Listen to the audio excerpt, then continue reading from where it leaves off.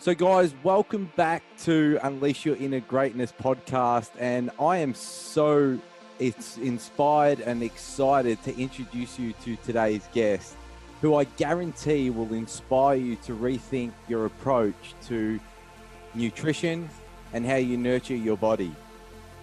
Joe Cross is a filmmaker, entrepreneur, author, wellness advocate who directed, produced, and was the star of the award-winning documentary Fat, Sick and Nearly Dead, which has been seen over 30 million times around the world, as well as its sequel, Fat, Sick and Nearly Dead #2. Joe wrote the New York Times best-selling book, The Reboot with Joe Juice Diet, which has been credited as a catalyst for inspiring the juicing movement around the world. And Joe personally got me into juicing many years back, which completely changed the way I look at food. Joe is an absolute inspiration, a fellow Australian originally from New South Wales, who is so humble, driven, and an advocate for positive change. Joe, I'm super excited to have you on the show today. Welcome to Unleash Your Inner Greatness. Thanks, Joseph, mate. It's great to be here. Finally, we had a few false starts trying to do something in Australia over the Christmas period, but it's great to be here virtually on the podcast with you, mate. Thanks so much. I really appreciate it. I really want to ground you in a positive place to start with, Joe, and just ask you what you're grateful for in your life right now, and what was the highlight of 2018 for you? Well, I guess right now is, what I'm grateful for. How long have we got? I'm extremely grateful for so many things. It's beyond. I think if I start at the top, I'm extremely grateful for my own health. I think that would be, to me, that's probably my main priority. I think that the way I prioritize things, that it has to start with my health. Then I'd move outside of that and say that I'm extremely grateful for the health of the people that I love and care about. My family and friends, and my mum and dad are still alive, still married together. So I'm grateful for them and their guidance and their support. I'm grateful that I've got great brothers and sister, 2 brothers, 1 sister, and their kids, and grateful for the great mates I've got. Also grateful to be, and then friends, so that I go to friends.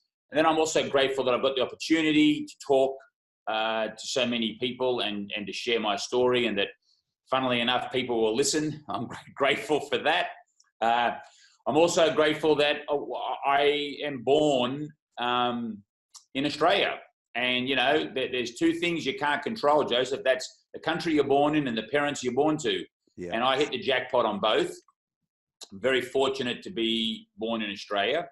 And then I'm also fortunate to be born at this time in the world. And, I think if you're born now and alive now, it's a lot better than being born, say, 400 years ago and being alive then, or 1,000 years ago, or 20,000 years ago. Now, it's debatable. For many people, they'd probably like to be back on the land and that, and, having a life expectancy of 25 and spear hunting and that, and maybe they had happiness and simple lives. But if I have a choice, I'm choosing now, and so I'm extremely grateful for that. And then probably the last year I'd be grateful for. I'm grateful for planet Earth, and to be a part of this solar system, this galaxy, this universe, and just grateful for everything around it, and that extends to the nature that comes with it, and that freedom to be able to move around the world, in most of the world at least, and experience it. So that's the answer to your first question. What am I most grateful for? Then, if I sort of say, what am I grateful for for last year, 2018?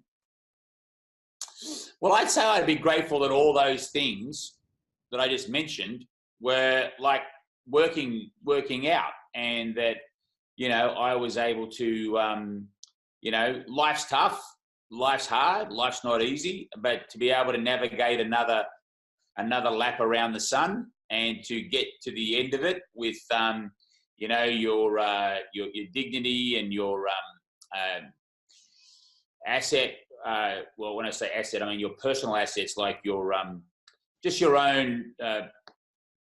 I guess the word I'm looking for is values are in place, and you don't compromise yourself, and that you go to sleep at night knowing you've done the right thing and being of service and those things. So I'm grateful for that for 2018. There, I was very fortunate to spend some time with friends, and I got to experience my beautiful part of the world I love down there in the Mediterranean in Greece. And I remember riding around the motorbike that I had there. It's a quad. I'm not too sure on two wheels. It was a quad bike, a bit safer. Just seeing how beautiful nature is, and just, they're just some highlights that stuck out to me from 2018, mate. That's awesome. Thanks, Joe. Appreciate it. We do see you traveling around a lot, and you're living in the States at the moment, which is where your journey, well, it's ironic because it's almost where the journey began.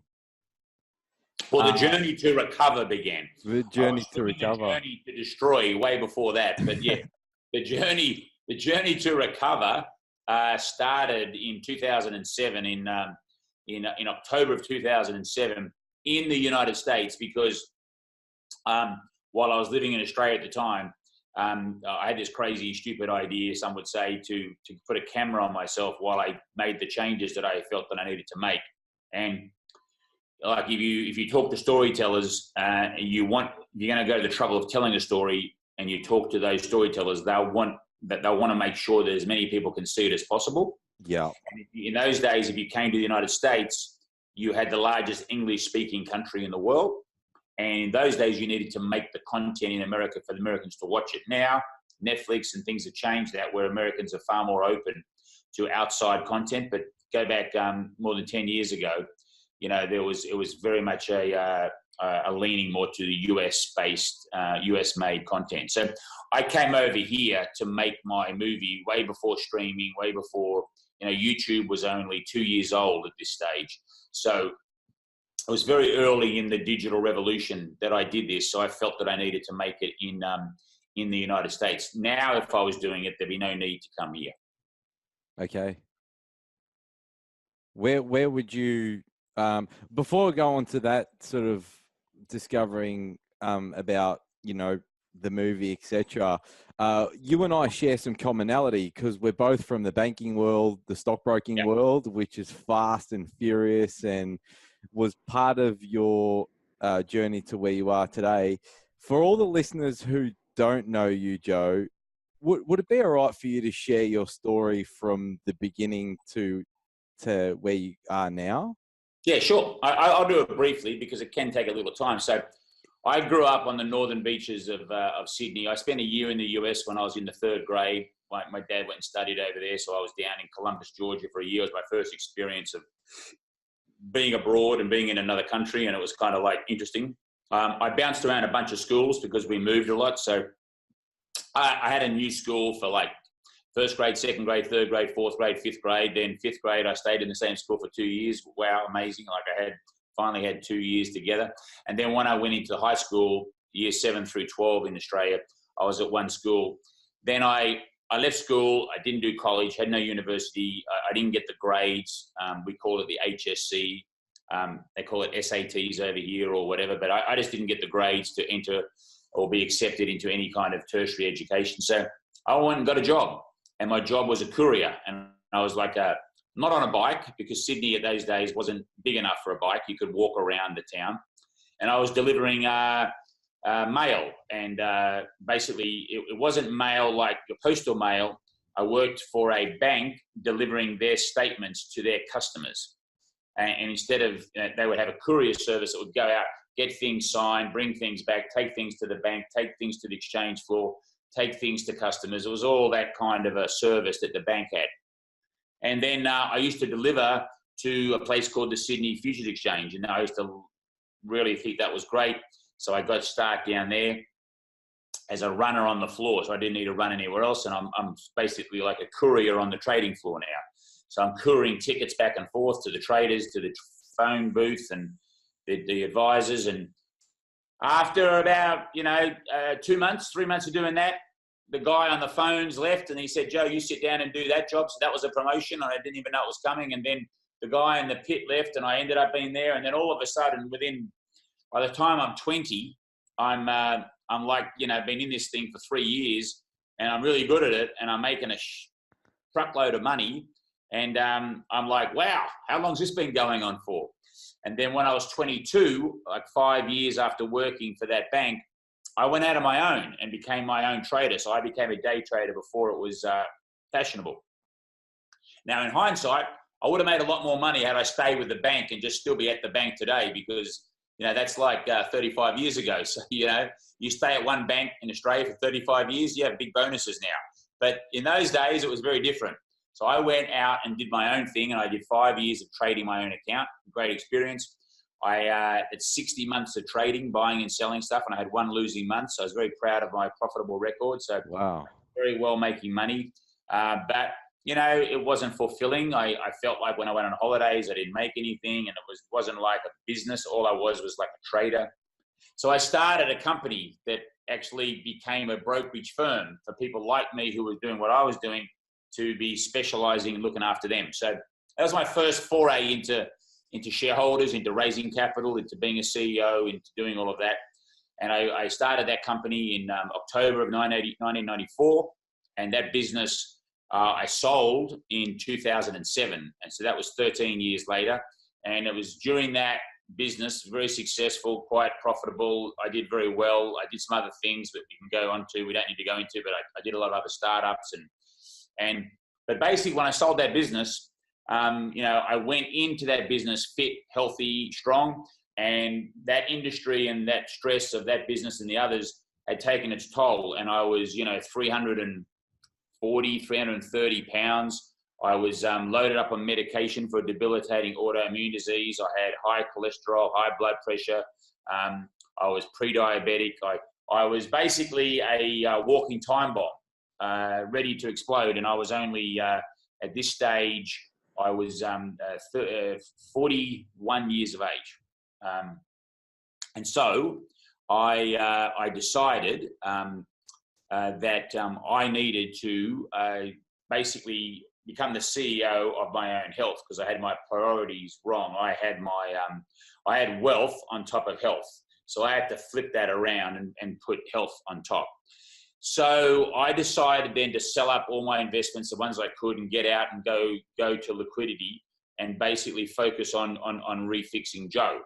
And so I devised a plan and a strategy, which was to basically eat more plants and to basically move more and do all these things, which are the normal things that you would think, okay? Like, just logical things. But it didn't really resonate with me that just doing what the doctor says and what people say and what you read and whatever was going to do the trick for me, because I'd been sick with this disease for 8 years, and I had been taking these pills night and day, and it was debilitating. It was a disease where my skin would inflame. It's like a chronic hives, and I couldn't walk if it happened on my feet. My eye would close up, my lip would blow up, my hands would swell that I couldn't even close my hands, and it was all from pressure. So I had a disease of touch.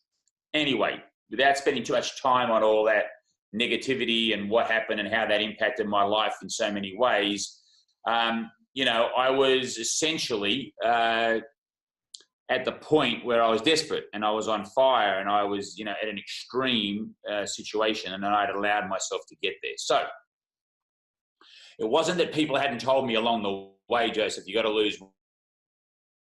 I was too busy, and I was like, later. So I kept procrastinating. Well, then once I really turned 40, it took me a year to clean up everything and to sort of get the business sold and do all that. It was hitting 40 that made me think, wow, I'm 40 and I'm like this. I mean, this is not good. I mean, I may not make 50, I may not make 60. I mean, wow, the trajectory of what I'm going down is not good. So I knew I needed to do something drastic. I needed to make a big change. You just can't do it overnight. So it took me that year to unwind my businesses. It took me a year to get my plan together. Now, my plan was sparked by the very simple statement that 70% of all disease is caused by lifestyle choices, right? 70% of all disease caused by lifestyle choices. What are those lifestyle choices? Well, there's 6 big ones. There's whether you smoke or not, it's what you eat and drink, how much movement you get, what's your sleep like, how connected you are to people, and how you manage stress. So I went down the list and all those, and I was like failing on everything except being connected to friends. I had plenty of those. So I was like failure, bingo, one good, failure. So I went, all right, I can't fix everything overnight, but let's tackle the smoking. So let's get rid of those, and let's tackle what's going in my mouth. So I figured that because the statistic was 70% were caused by lifestyle choices, that meant that 30% were caused by just bad luck. Just wrong place, wrong time, bad genetics, just, shit happens. So I'm like, okay. So there's two camps to everybody in the world that is sick. They're either in the unlucky camp, where they had no control, or they're in the I'm an idiot camp because I did this to myself. Okay? The stupid camp, whatever you want to call it. And if you're sick and you've got a chronic disease, like I am, like anyone who's listening, they don't know which camp they're in because no one can tell them that. There's nothing you can go and test to see if you're unlucky or you're crazy. So I wanted to make a design or create a strategy to find out which camp I was in. So my strategy began with the idea that Mother Nature is at the center of our existence. We do not exist without the laws of physics, without the universe, without the earth. I mean, I know it sounds stupid to say it, but that's a given, right? We are a species living on a planet under a thin veil of atmosphere. And inside of that, we have this ecosystem, which essentially is basically plant driven for us. If you like it, if you want to center us, the plants serve us. Okay? So how do they serve us? Well, they give us heat when we want to burn a log in winter. Put a bunch of them together, they'll give us shelter. Breathe out your carbon dioxide, and they'll take that in and flip that around and give us O2 through their structure. And then above all, what they do is through the power of photosynthesis with the sun and the nutrients in the soil and the atmosphere, and then that beautiful H2O that falls from the sky, that magic will bring us nourishment of micronutrient and macronutrient value for us to consume. So if you think about it, there's a beautiful dance that goes on between humans and the plant world. And it's very clear to me, more now than ever before, but at this point it was the eye-opener of disconnecting from the world that I'd been in, which was not giving any of this any thought, that really I've been ignoring Mother Nature. I've been eating food that hasn't got any nature in it. It's all processed food. It's all made by people in white coats. And because it's made by people in white coats, I've been visiting people in white coats. So it's like the white coat brigade of circular. And so I'm of this view at this stage that, well, plants are the answer. I've just got to cut all meat. I've got to cut all animal. I've got to cut all processed food. And I've got to go to just plants. Because when I dug a bit deeper, I realized that 5% of the standard Western diet is from plants. 33% is from animal product. And 60% is from processed food. Now, you might do the math on that and go, hold on, Joe, there's 2% missing there when you add all that up. Yeah, well, that's potatoes and French fries. So you can't count that as plants, even though you technically can. So, but what I'm counting is 5. So when you have 5% of the caloric intake coming just from Mother Nature in its whole raw form, of course, all food comes from Mother Nature. If you want to like just be pedantic and go big picture. But if you really want to think about 1 in 20 calories, that's not enough of micronutrient value that you need in your system. There's plenty of macronutrients there, the macros being the carbs, the fat, and the protein. The micronutrients, which are the information that helps communicate with cells and gives them function and viability and life, so they can actually look after us, protect us, and keep us, our immune system strong, and among many other functions they do. If you cut out those minerals, those vitamins, those phytochemicals, those particular acid groups, those enzymes, if you cut all that out and you deplete yourself of micronutrient, as Dr. Joel Fuhrman said in my movie, you cannot ignore the biological laws of cause and effect. You will get sick. So we have an epidemic today of humanity being chronically sick, predominantly because of this one factor. And I was like leading the charge. So my first reaction was, well, I got to give up everything else and just eat plants. But if you're 40 and you've been doing this for 25 years, you just can't eat plants for a day and think you go back to Macca's and a pizza tomorrow and everything's going to be good.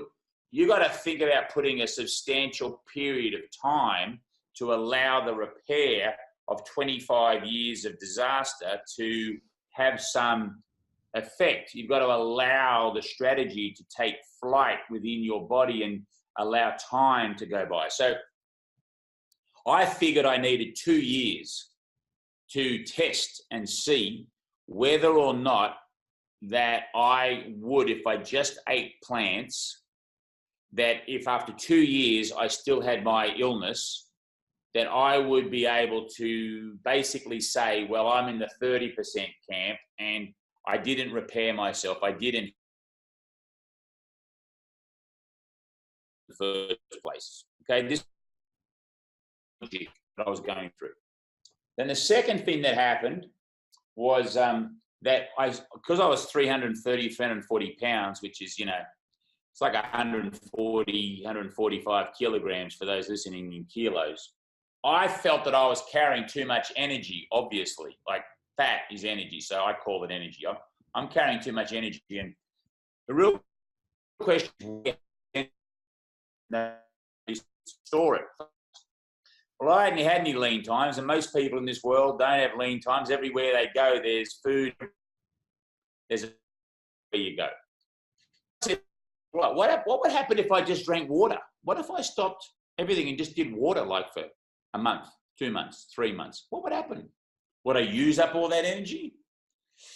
But this went against what I just told you about, which was having all these plants and all this nourishment, right? So I had a dilemma. I'm fat, sick, and nearly dead.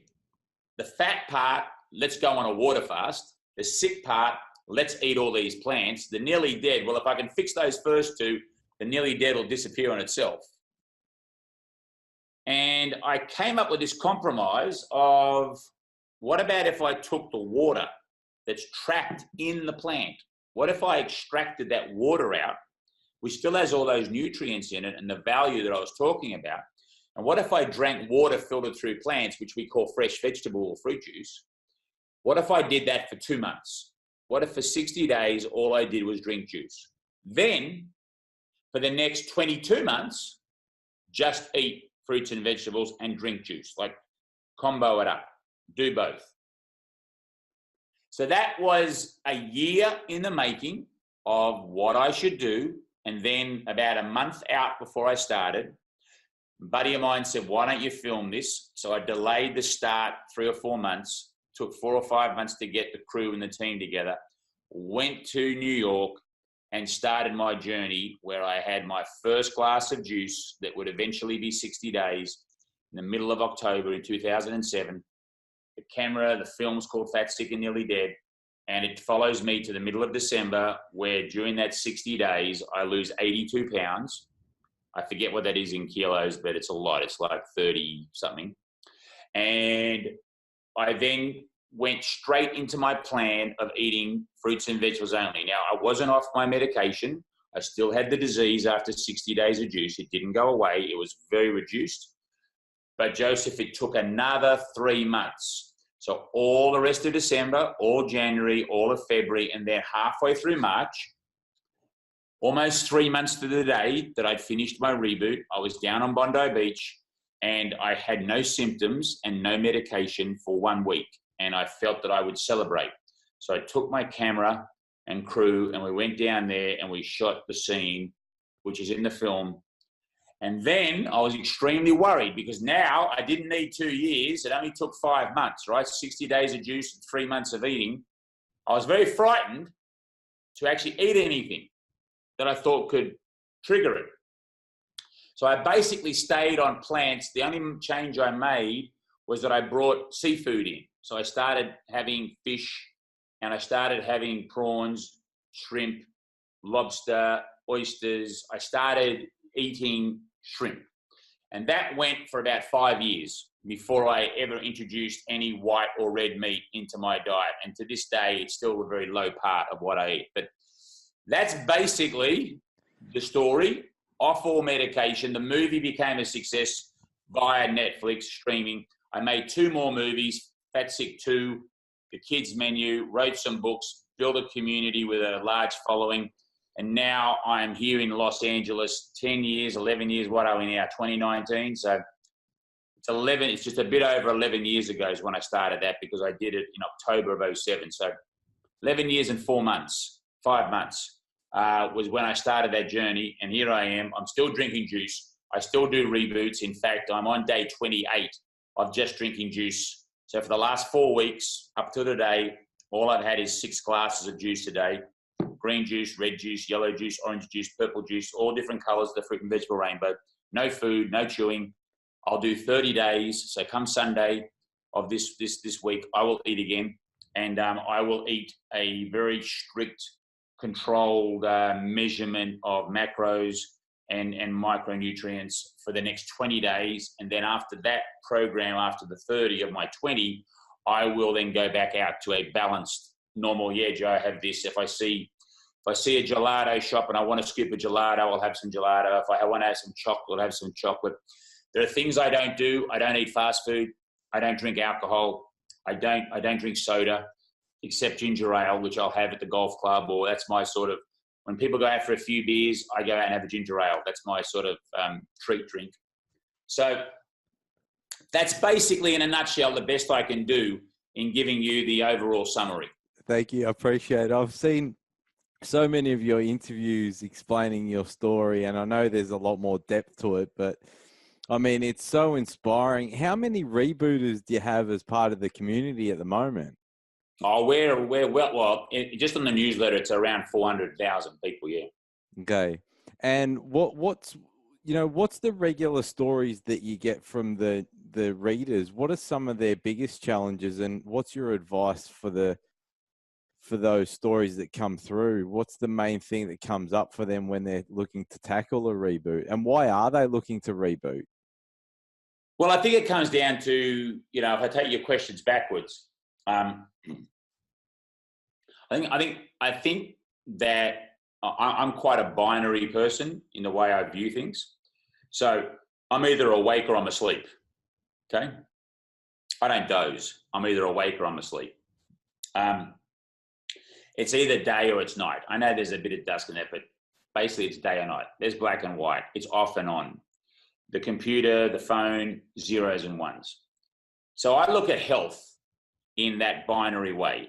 And I think that everybody can ask themselves the question, are you broken or are you whole? Are you broken or are you whole? I can categorically tell you that I was broken, 100%.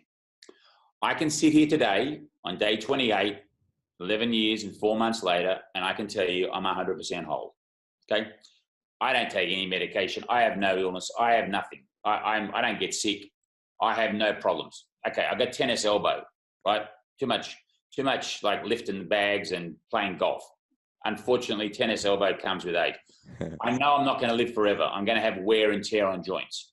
But overall, I am as healthy as I can be, but I could be fitter. So the caveat is my cardiovascular fitness could be higher. If I really put my mind to that, which is the plan for 2019, I hope to come back in a year's time and I can talk to you about my cardiovascular system being the level of peak fitness. I'm about 7 out of 10 on that now. I should be 9.9 out of 10.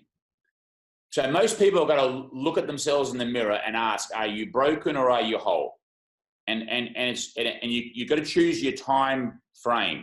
For example, if I got a cold next week somehow and I was sick, on that particular day, if you ask me, Joseph, I could say I'm broken. I got the flu. That doesn't mean I'm broken forever. I'm just at that moment in time. But there's lots of people that are broken all the time. Like I was broken all the time with 8 years of taking meds for a chronic disease that just was there, wouldn't do anything with it. And there's hundreds of millions of people in that position today. So we have an epidemic going on in the world, which is beyond bigger than anything, any major problem in the world, apart from probably the climate change, big macro picture.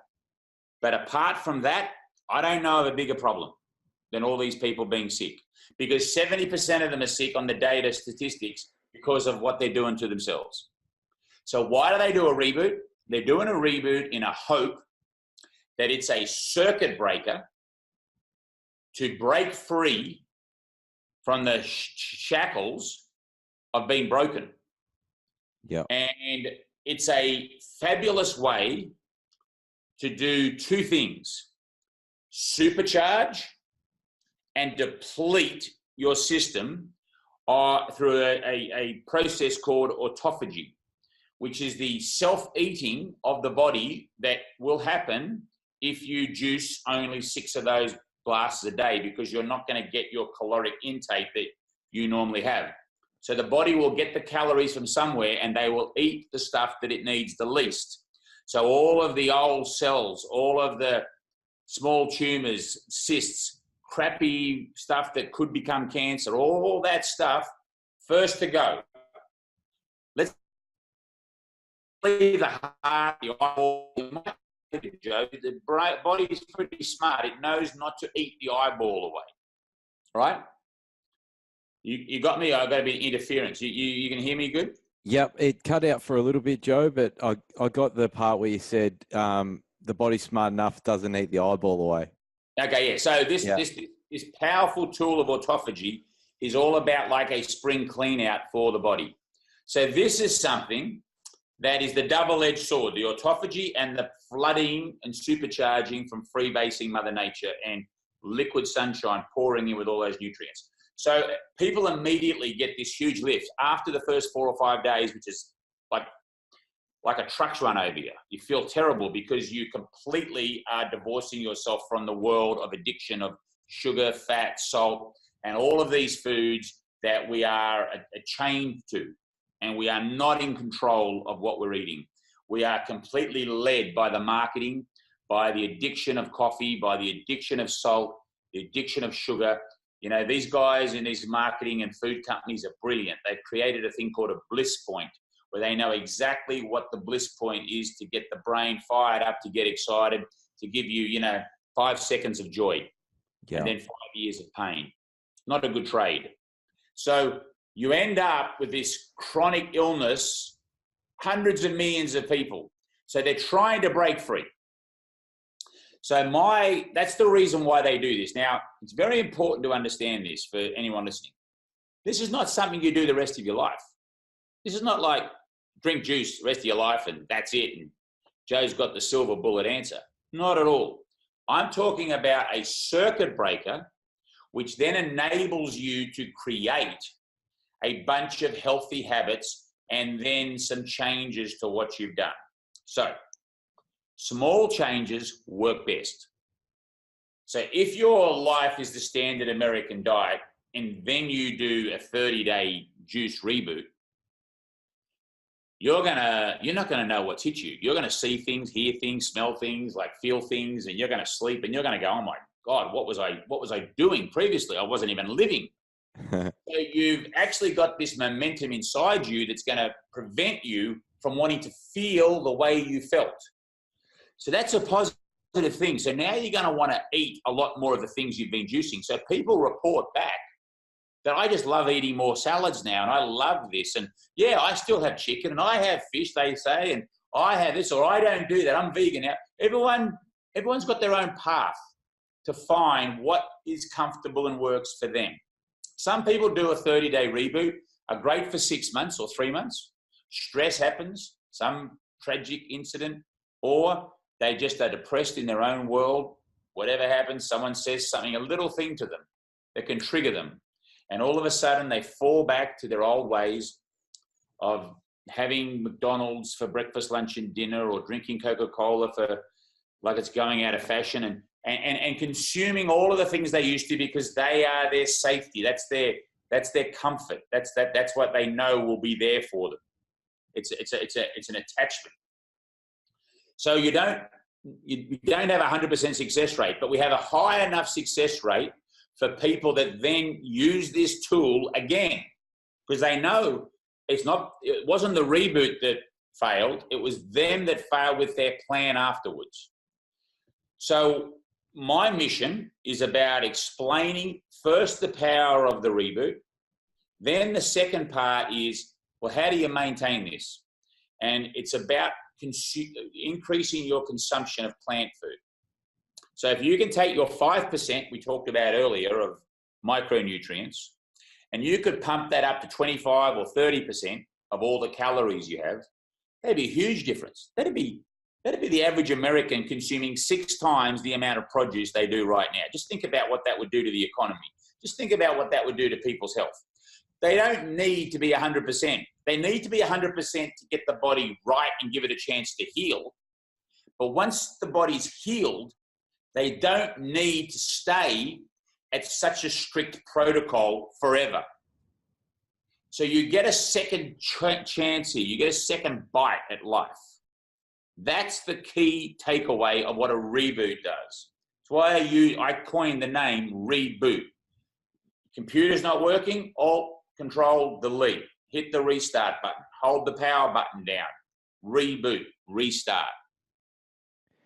That's so powerful. When I did my reboot, I found the first couple of days to be difficult, like you said, because the body was excreting all the rubbish. Not that I've eaten. Well, you didn't find it difficult because of that. You found it difficult because you weren't your brain was telling your body, Joseph, where the hell's the salt? Where is the fat? Where is the sugar? Where's the caffeine if you drank hot? It was actually what you were doing is that you were in a deprived state. You were actually going through what drug addicts go through, which is the what do they call that when they go through that? I'm blanking on the word, when they go through the withdrawal symptoms. Withdrawals, yeah. That's what you're experiencing. Your body wasn't doing any detoxing, and your body's detoxing all the time. You're detoxing right now. Everyone listening to this, with every breath of air going out, with every trip to the bathroom, with every little bit of perspiration going through their skin, your kidneys right now are working 100% to detoxify you. I don't like the word detox. I think the word detox is misunderstood. Okay? I use the word autophagy. And autophagy occurs when you lower caloric intake. That's when the cells need to self-eat. That's when a true detoxification is occurring, in my humble opinion, backed up by all the doctors and people that I've spoken to. Awesome. And when post the reboot, Joe, what's your advice on staying consistent with eating a fairly clean diet? Because I remember one of your interviews, you said, us humans, we know what to do, but we don't do it. And we don't do it consistently. So do you have any advice for the listeners to adopt more consistency with their nutrition and the way that they tackle their eating plans? Sure. So one of the big factors that I see, and I would actually, you asked a very good important point in the last question, which I think is actually really important, is how do people get through that first part? I want to make sure that people understand that before I answer what happens after. And the only thing I want to say on that is that You got to have a real reason to do this. This is not something you just listen to this podcast and start tomorrow. You got to really plan. You got to get support. You got to do the research. You got to get your cell phone and send yourself a video and say, I'm doing this, Joe, because of this. Because 3 days in, you need to look at yourself of why you're doing this. This is a monumentally hard thing to do mentally, because you are going to look for every excuse under the sun. And when the first person who tells you you're crazy to do this, you're going to agree with them. And then you're going to go and have a donut. So it's very important that you read. My book was for that. My movies are for that. There's lots of resources on my website. There's plenty of other people they can talk to. But they've got to get a circle around them that's going to support. That's why on our Facebook page in the Joe Cross community, go there and get the support. Super important to break through. Very hard to do this by yourself with people around you telling you you can't. All right, just want to answer that. Now, this question is staying balanced. Okay, so the statistics show us that about a third of the population have absolutely no problem with food, what they eat. It's like hardly on their mind. Like, yeah, I'm having dinner. Oh, that looks nice. I'll have some of this. Yeah, I'll have some of that. Yeah. Dessert? No, I don't feel like it tonight. Yeah, maybe. That's about a third of the population. The other third, they have the discipline, the strength to go, oh, I'd love the dessert, but no, I don't need it. I'll be fine. And then it's out of the mind. It's not there. It's relevant. It's part of their psyche, but they're in control of it. Then there's the other third, which I come from, which it represents nearly every moment of the day's thoughts, either in the forefront or in the background. Okay? These are the people that if you have a board meeting, sitting around the board meeting, and you bring in the donuts and you put the donuts in the front of the table and you have the meeting and you're trying to have the meeting and the donuts you can't eat for 1 hour, these are the people who cannot recall what is going on in the meeting, because those donuts are so powerful that they are taking up all of their focus and all of their energy, saying, I'm going to get going to taste like, well, maybe I should, no, the chocolate. I'm not sure. What should I do? Oh, I need a donut. Oh, I've got, you know, I'm going to do it on the way home tonight. I'm going to buy more donuts. This is the mindset that goes in for a third of us. We are completely at the mercy of food. It's obsessive. It's controlling. We think of everything in that way. So it depends who we're talking to, in which group. So when you have a blanket statement saying, for people after it, what should they do? If someone in the first group's got a chronic disease because they've got poor sleeping habits, then maybe they should just do what they had before, because they were going okay. They haven't got that problem, because not everybody comes through a reboot because of food. Not everybody does a reboot because they're overweight. Reboots are about healing chronic disease, giving your body a chance from that world. So if I think about your question in the sense of that last group we talked about, well, you got to have rules. You got to have very strict guidelines of what you can and what you can't have, and you've got to enforce them. There can't be any breaking. It's why I don't drink alcohol anymore, not because I have a problem with alcohol, but because the next day, all rules go out the window. I used to eat as much crap as I can the next day because I feel like pretty lousy. You can't have fast food, because once you have one Big Mac, you want another one. That's how I was. It's like, and it doesn't have any of the value. See, the entertainment part of that fast food can work for the first group, where, yeah, every now and then I can have it. It's easy. Yeah, I'm running late, heading to the airport, I'm going to pull into McDonald's and have a burger. If that's that world, that's not going to cause them to have it all the time now and go through a terrible, every day McDonald's, in the driving lane, hoping no one sees me. They're not going to have those problems. But for those of us that can self-identify with this issue that food is obsessive to us, we need to have strict rules. So for my rules, no alcohol, no soda, except ginger ale. When other people around me are having a drink, that's my moment. So if I get on an aeroplane, I'm going to take off for a flight, everyone has a champagne, I might mostly have water, but that's a moment I might have a ginger ale. But a ginger ale is not something I'm going to have on my desk while I sit here and work. A ginger ale is not going to be something that I have if I'm, down the beach and I just want to go and get a drink because I'm thirsty. It's going to be in the environment that only comes with the environment of friends, alcohol, vacation, that kind of a world. So that's some of the ways that I have managed to do this. Now, that doesn't mean I'm perfect, because when stress comes with me, sometimes none of those rules go out the window, but sometimes, I'll give you an example. Cacao, bananas, dates, and almond milk with some honey is a fantastic smoothie. Okay, it's a fabulous smoothie, right? Bananas, dates, almond milk, cacao. But if I have 8 of those in a day, and I do that every day for like 2 months, I'm going to put on 20 pounds. Even though it's vegan, even though it's veggie, even though it's micronutrients. So we've got to just be conscious that it's how much we eat, it's when we eat, and it's what we eat. And we don't have enough time on this show to go through all of the whens with the time-restricted feeding and the fasting mimicking diets and what the powers are of all of that.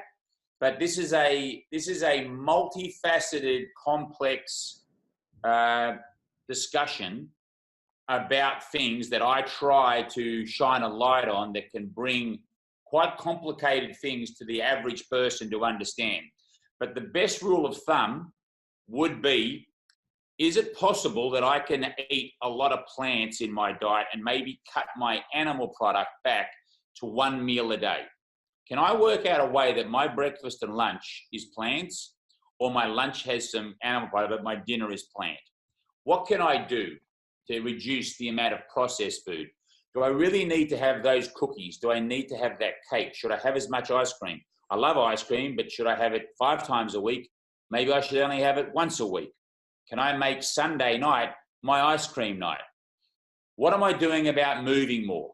How do I move more? Because if I move more, I'm going to feel better and eat less. If I sleep better, I'm going to eat less and I'm going to wake up feeling stronger and I'm going to make better decisions. How do I get a support network around me to help me stay on track? What are my triggers next time I get stressed when I want to go and have that chocolate bar? Maybe I can change that and have a pear, or I'm going to go and peel a beautiful orange and I'm just going to eat the orange and see how I feel after the orange. And if I still feel stressed, I'll have the chocolate then. So these are the sort of things that are, what we're talking about here is self-awareness. We're talking about being mindful. It's all about mindfulness and being aware that we are imperfect beings and that we are going to mess up, and don't beat ourselves up. When I talk to people who are broken, you show me anyone who's broken, I'll show you a person that is one of 2 things or both. They are either, they've got a broken relationship with themselves or a broken relationship with plants, or both. Because it's very hard to be broken if you love your plants and love yourself. And yes, you can get the flu, but I'm actually not talking about that kind of sustained brokenness. Yeah. Wow, that's powerful. And so, you said mindfulness, which is such a fantastic tip. I appreciate that. And also preparation as well, perhaps even having some pre-cut fruit in the fridge or just cleaning your pantry. They're all great ways to really help with that. Absolutely. I mean, there's a long list. Being organized, when I travel, I always make sure that the hotels that I'm booking at when I go to small towns are near a Whole Foods if there is one, because that way I can get like a meal, a salad to take on the plane. I will say this, that plane food is becoming better now than it used to be, particularly on international flights. So, and there are juice bars now in airports, and, I can get a smoothie here at LAX when I fly out of Terminal 6 from a company called Earth Bar. So these, it's propagating, and people are realizing, the younger people are coming through saying, hey, I don't want to be like mum and dad. I don't want to be that. I'm not interested in mum and dad. I want to be different. And different means not being chronically sick. And you'll notice I talk more about chronic sickness than I do obesity, because I think that the obesity has been taken way, way, way out too far. You know, I want to address people who are chronically sick. If you can get people who are chronically sick healthy, that's the way you reduce obesity. I was going to say, Joe, when you mentioned that people are becoming more aware of it, how do you feel walking through the airports in these places knowing that you were actually one of the biggest catalysts for the movement? You know, these bars and these juice bars are coming up because of you. So how does that make you feel? Well, that's nice of you to say, but I actually don't. Part of it. Yeah, I don't think about it because of me. I feel that I've been one of thousands of people that have tried my hardest, along with a great team around me, to share this message so that this message can be heard. Because, you know, some people will like listening to my story and my way of explaining things. Others will want to talk to a doctor and have a very scientific deep dive. We all, you know, take in our content and our media in different ways. Some people like to read, some people like to listen, some people like to watch.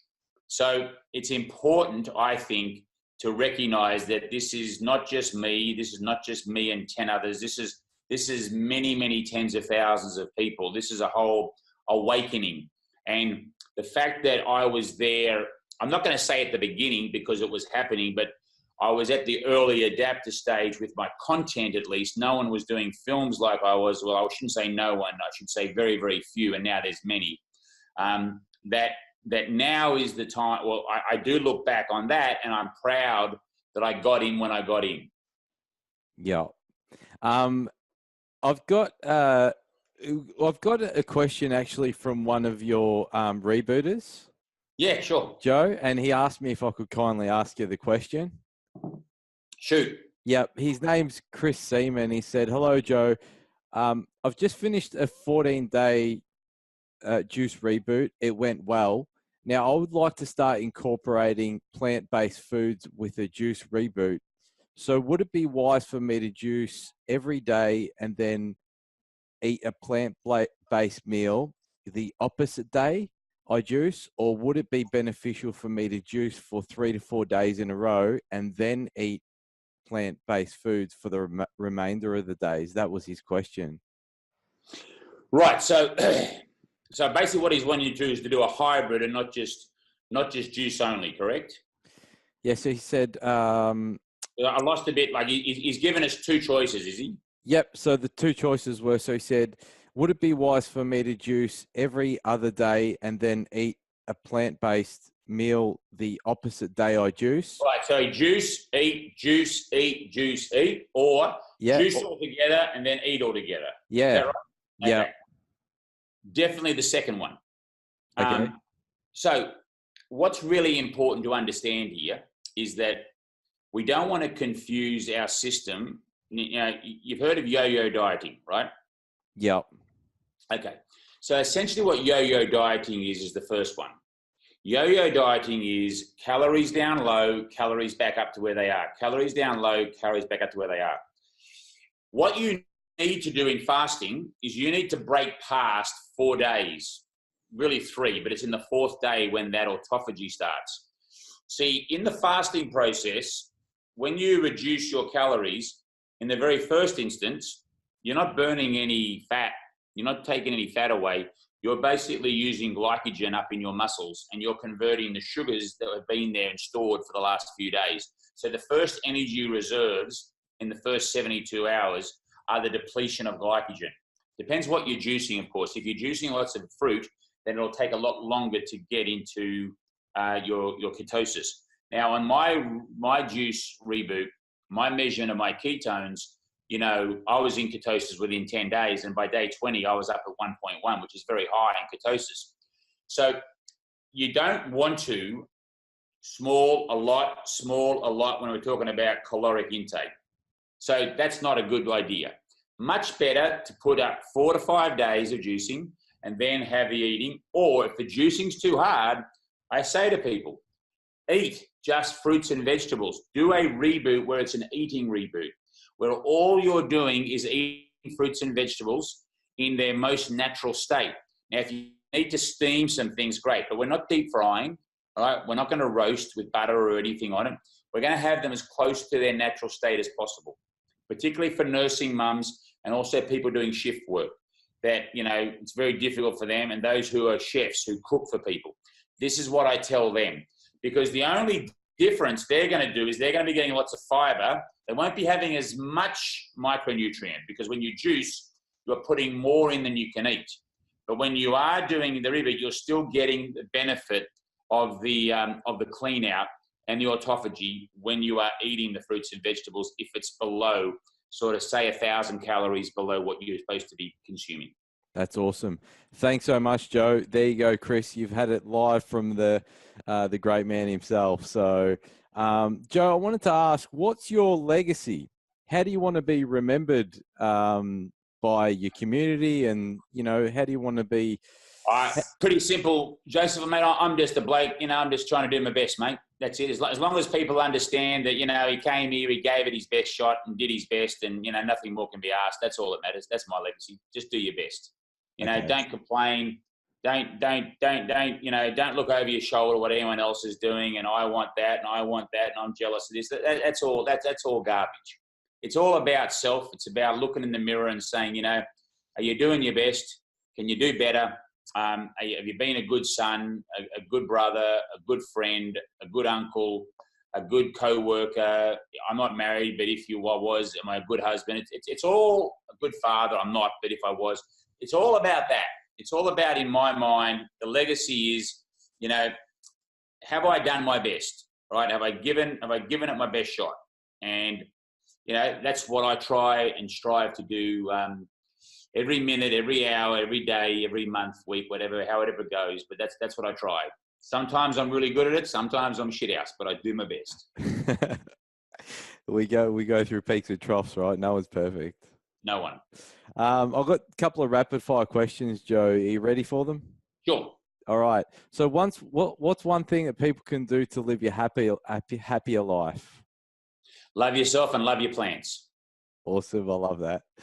What's one thing that people can do to live a more purposeful life? Well, that would require them to be of service. And so find the thing that you think best, that you're best suited for, to be of service to either your neighbor or the country, depending on your ambition for service. That's really inspiring. And it doesn't have to be every day. It can be once a week, once a month. But that would be what I would say to that one. So be of service. Be of service. That's awesome. And what's one thing that people can do to live a regret-free life? A regret-free life.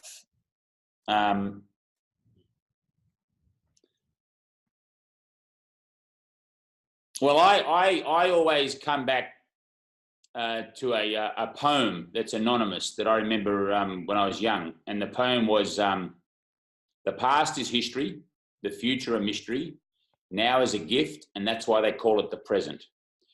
So for me, it's very much about living in the now. And, you know, regrets and things we've done in the past, it really is a very inefficient use of time, because nothing can be done about it. The only thing you can do is only thing you can do is to do something now. And what you do now will affect the future. So I'm quite an efficient person in that sense. And while I do find myself sometimes wondering about things in the past, I give myself an uppercut and say, mate, just stop worrying about that and just get on with it, and just, like, you know, let it be. Let it be. Play the Beatles song. Awesome advice. I've got one last question for you, Joe, or two actually, if that's all right. Yeah, no, shoot for it. All right, cheers. So your book was really inspiring. I wanted to ask if you had another book that's really inspired you, that you could recommend to the audience regarding the whole health and wellness journey that's inspired you. I like Walter Longo's book that just came out a year ago, when I say just came out, called The Longevity Diet. Okay. And the reason I like it is because it has a lot to do with fasting, and it's a lot of validation on what I've been talking about for 12 years. And it really into what's happening in your body. And I would encourage people to take a look at the longevity diet. Okay, awesome. Thanks so much, Joe. I'll put that in the show notes. Sounds great. And my last question to you is, if it was the end of your time and I gave you a piece of paper and a pen, and you only had one piece of advice that you could write on this piece of paper to inspire future generations to believe in their inner greatness and their selves, what would your one piece of advice be? My one piece of advice. And how many, is it like a letter or is it just a statement? It could be, I think, maybe just, a tip, maybe, your last sort of piece of advice for people to I hear you. Apart from look after your knees, apart from that, I would, my advice would be to the future generations, right? So I'm thinking about young people here, and I think my advice would probably circle and center around the respect for nature. And so that would probably focus in on this beautiful relationship between us and plants and just how fragile and how important that is. And then also as an overlay of that would be this connection to the earth. So I think that I would try and create some context and words that were short and sharp, that sort of, majestically, I'd need a bit of time, but majestically could bring into focus that there's two girls at the dance and you've got to dance with them both. And, one is the planet and one is the plants on this planet. And if all three of you can get along, the dance will be long.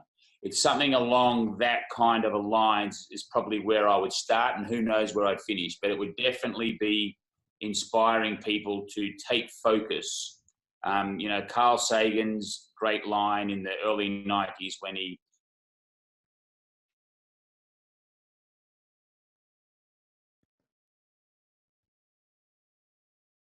of a photograph, the whole of planet Earth. And when you think about that everyone you love and care about, everyone who's ever lived, lives there, and what we have here is so special that I would try and enable people to travel in their mind outside and look in and just see how lucky we are, and that, when they're making those decisions about what they eat, what is the impact that's having on Mother Earth. You're an incredible inspiration, Joe Cross. Thank you so much for imparting some knowledge to the listeners. I remember many years back, after attending your film preview, I reached out. I was a real young and inspiring entrepreneur. I felt that way anyway. And you graciously allowed me an opportunity to have a chat with you on Skype. And here I am 6 years later speaking. Oh, fantastic. To you. So I'm so grateful. You're a real humble guy. And what I'll do, Joe, is I'll put all your books and all the programs in the show notes, because I'd love to help you spread the message. Appreciate it, Joe. Joe to Joseph. Yeah, appreciate it. That's all right. And yeah, I really hope that your future is really bright, Joe. I hope you continue to push on with this message. Health is so critical. Without it, we have nothing. Thanks, mate. Yeah, look, we're going to just do our best. And, some people come along for the ride and others, they might get on the train later on, but that's cool. Each to their own. We're all running our own race, and we just got to do our best, mate, every day. So well done to you for spreading the word, and appreciate being on the show, and look forward to seeing you again soon for a juice. I appreciate you, Joe. All right, mate. Juice all the best. Juice on. So, guys, you know what time it is. It's time to go out there and unleash your inner greatness.